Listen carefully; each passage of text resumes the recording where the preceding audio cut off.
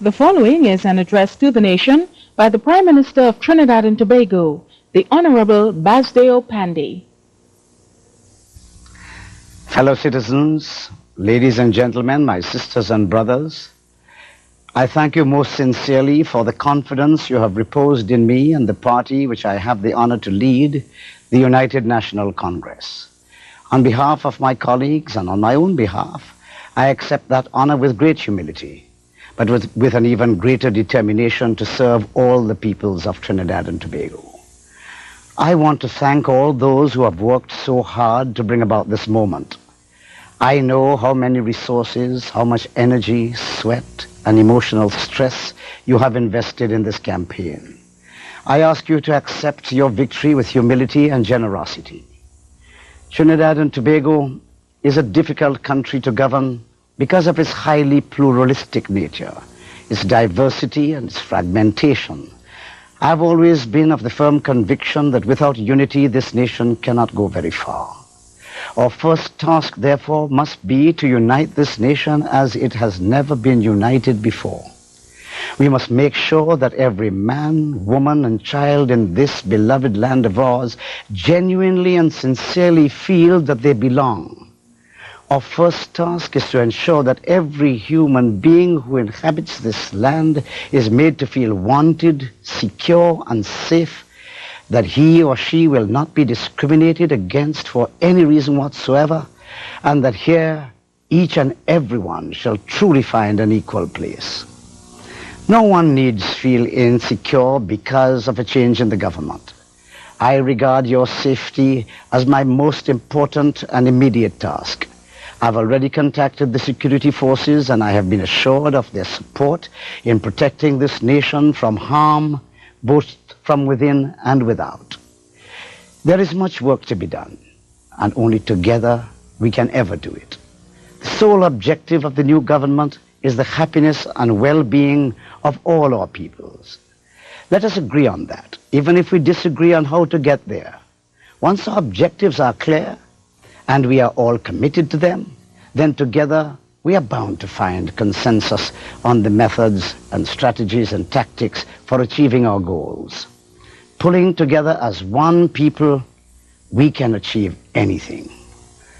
In keeping with our philosophy and in keeping with our promise to unite this nation, I have invited all the parties that won seats in the House of Representatives to join with the United National Congress to establish a government of national unity, a national front government, so that together we may confront and win the battle against crime and drugs, unemployment and poverty, the alienation of our youth and our senior citizens, rising prices, and the deteriorating public utilities. So far, only Mr. A.N.R. Robinson and Ms. Pamela Nicholson of the National Alliance for Reconstruction have accepted that invitation. I am very grateful for that. Without that gesture, we would not have been able to form a government, far less a government of national unity. I can only hope that other members of Parliament will respond to my call. The elections are over. We must now run the country. I thank all those who have voted for us in all the constituencies, whether we won them or not. I thank all our candidates, those who were successful and those who were not. I thank the hundreds of volunteers and activists who gave so much of their time and energy and commitment and devotion in this campaign. Our staff at party headquarters and all the constituency offices. I thank my wife Oma for being with me during the campaign and always. And I thank my children who have had to endure my absence for so many years of their young lives. A special thanks to all those who have so generously provided the resources without which this occasion would not have been possible. I thank all those who have contributed to this campaign in one way or another. I thank all those who had had the faith in the UNC and have been with me since the beginning.